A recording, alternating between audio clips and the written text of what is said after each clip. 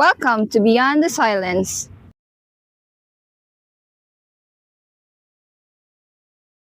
Ako? Yes. Siyempre, kompleto ako. Kompleto. Like, kompleto pamilya ko. Nakakagala ako. Babaw naman. Oo, pre. Mababaw ka na. Siyempre, kung happy ka, di mababaw na na kaligayahan ay nagpapasaya sa akin. May freedom ako. Simpleng buo pamilya ko. Simpleng madami akong connection sa friends ko. Yan lang. Yan. Ano na ako doon? Ikaw? Masaya na ako. 50-50 happy. 50-50 like, Pressure. Bakit? bad pressure. Okay. No, don't. Gusto mo, kukunin ko pa sa dibdib mo. Wait lang. Na ano nga. Ah.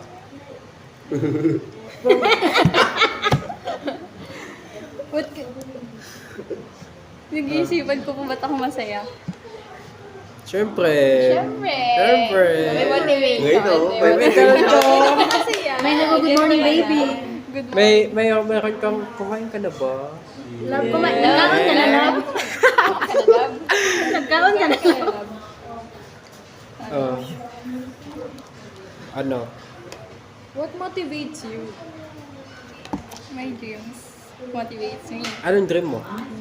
Maging successful, masuklian ko yung ng parents ko. Anong... Paano mo i-define ang pagiging successful? Yung pagbibili ka, hindi mo natitingnan yung price. Pwede. Pwede. Career choice. Ba't namin kasi? Yeah, career choice.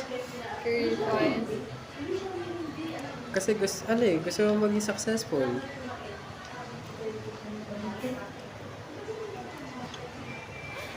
Pre. Seryoso nila. Gusto mo maging psychologist, therapist? Kasi yung akin, O gusto mo maging pasyente na lang? pasyente pwede. Patient X. Kasi hindi lang yung psychology. May gusto pa akong i-take na course after ng psych. Kaya Course? hindi ko Course? program. Okay. Yes. Kaya hindi ko kung itutuloy ka talaga yung psych. Okay. Kaya 50-50 ka kung ano talaga yung choice mo.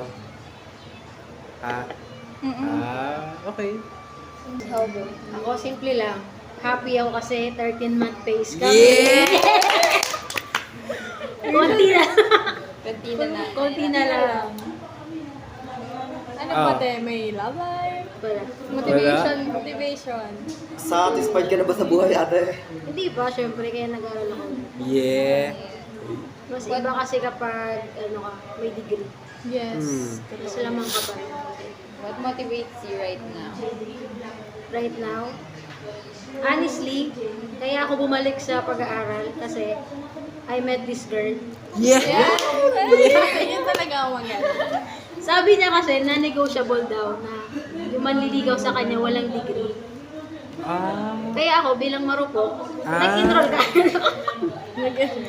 Tapos, Okay.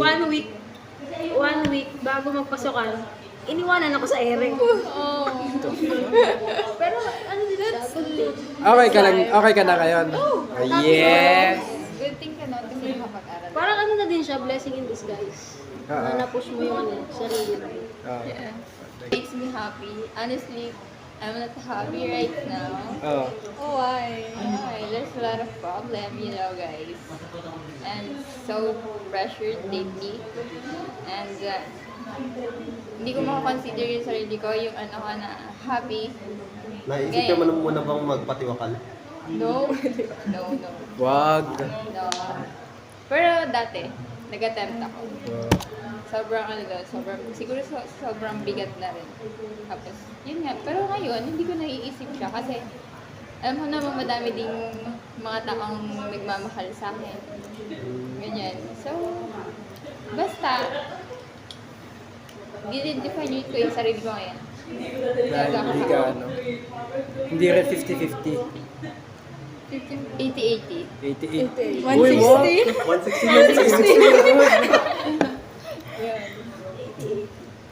Pwede na yun. At least 80.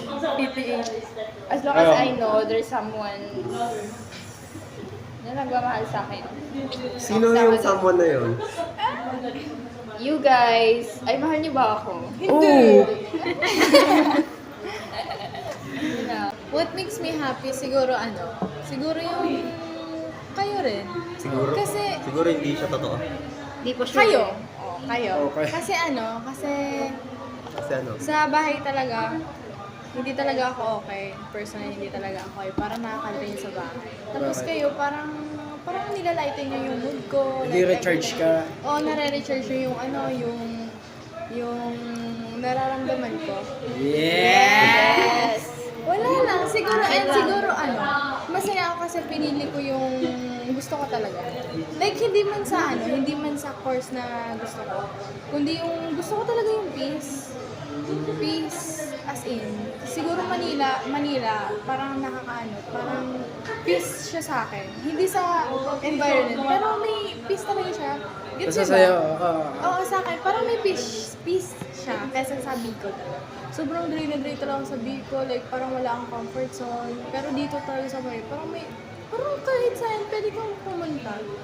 kasi sabi ko Pero parang, depende pa rin talaga sa lugar. Pero ako talaga, personally, parang may peace talaga ako dito. kasi doon parang bantay sarado Oo, ka. hindi naman. Free ako. May freedom ako sa Bicol. It's just that parang nakaka-drain lang yung mga Feel tao. mo lang na nasusuffocate Susuffocate. ka. Tapos, pati siguro na rin yung mga tao. Bundok kasi. Pati siguro na rin yung mga tao. Kasi, may nasasabi ng mga friends. Pero hindi sila yung literal na talaga. Yung parang nakakalitin ng mood ko. Parang mas nakaka-drain pa sila. Pero dito, parang kaya kong sarili ko. Yung walang nag-aano sa akin. Meron, nag-guide ako. Pero sa school works. Pero, personally, wala talaga. Parang yun na nga, I'm happy. Parang ang proud ko sa sarili ko kasi kaya ko pala yung sarili ko. Yung sa kasi sa Bicol kasi parang talaga ako, parang dependent talaga. Pero dito, parang independent ko. Parang matutunan kong maging walang pake sa iba. Yun. Kaya siguro, I'm happy at the same time, parang How about you, Brainerd? Define being happy. Hindi, ikaw nga eh. Define being happy. Anong ibig sabihin kapag sinabing masaya? Masaya. Nire-reverse mo kami. Sige, pwede. Define being happy. Could be materialistic. Could be material. Could be happenings. Could be people.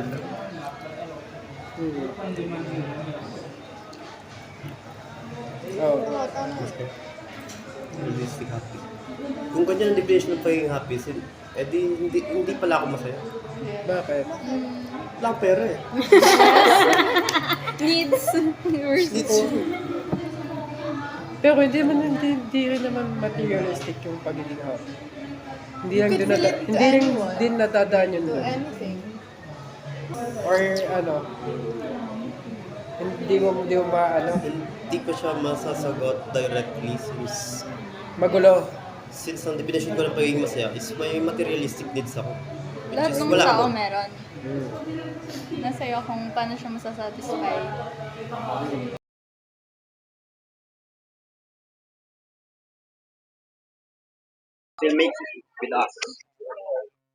Yung nagkaraoke tayo, guys. It makes me smile. Like, ko na talaga kasi yon. Like parang, ko na sa atin. Anong tawag dun?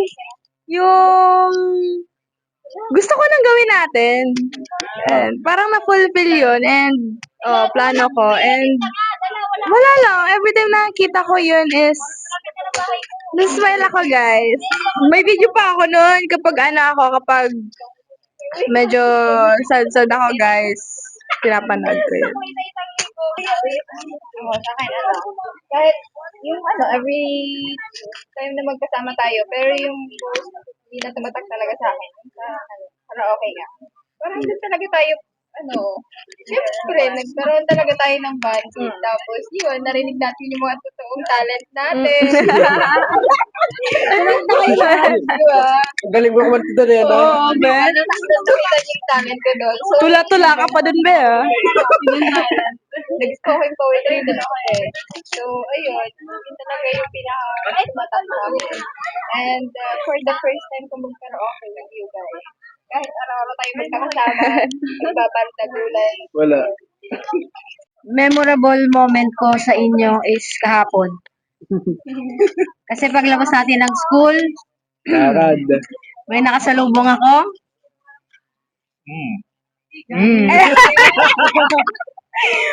Tapos naglakad tayo, naghanap tayo ng maraming coffee shop. Ilang coffee shop? Isa, dalawa, tatlo. Oh, bilang. Tatlo, apat. Apat? Oo, nakaapat tayo. Tama ba? Terminal, the terminal. Ay, Sa Ayala. apat. Tapos ang haba ng nilakad natin, nakaano ako ng step kahapon. Ilan? 10,532 steps. Isipin mo yun. Kaya talagang memorable yung kahapon. Exercise. Sobrang Oo. intentional. Sa'yo nakinig. Pero at least, di ba, nakapag-exercise din at the same time. What's a memory with the you people that still makes me smile? Tuwing nag-groupings, hindi ko alam kung bakit na kahit na nag-struggle tayo, nagkakaroon pa rin tayo ng way na enjoy natin na magkakasama tayo. 'Di ba? Mula sa podcast Up to this. up to this, 'di ba? Ayun lang. Sa akin, yung pagpupunta ka sa bahay. Tsaka yung Teacher's Day, akala natin tayo maghahanda ng salad. At in the end, kami sa bahay nagganda. Pero ang memorable nun kasi, instead na naggawa tayo nun, nag-hangout tayo sa bahay, which is very, sa akin, memorable. Kasi, bilang taong gusto nung palagi may tao sa bahay, masaya ako kasi meron akong napapapunta. Okay. Meron ako nahihikayat sa bahay. At the same time, pag si mama kasi, nakikita nyo, doon pumapasok din si mama. Tapos nabibigyan kayo ng siguro words, gano'n. So, mas napupulfill ako doon. And yung mga memories na nakakapagpangiti sa akin na kasama kayo is yung yung sa karaoke rin. One of the most memorable siya na event din para sa atin, di ba? Yun, masaya. Nag-enjoy ako noon kasi nagkaroon tayo ng banding. Tapos yung groupings. Kada groupings, wala tayong ginawa kundi magtawanan. Pati nalala mo ba yung nag-review tayo NSTP? Walang na-review masyado. Pag nagre-review, nagkukwento. Kapag magkakasama tayo, wala tayong Kapag magkakasama, yun. ito, kapag kasama ko dito. Kayong dalawa, kung anong tinuturo niyo sa akin.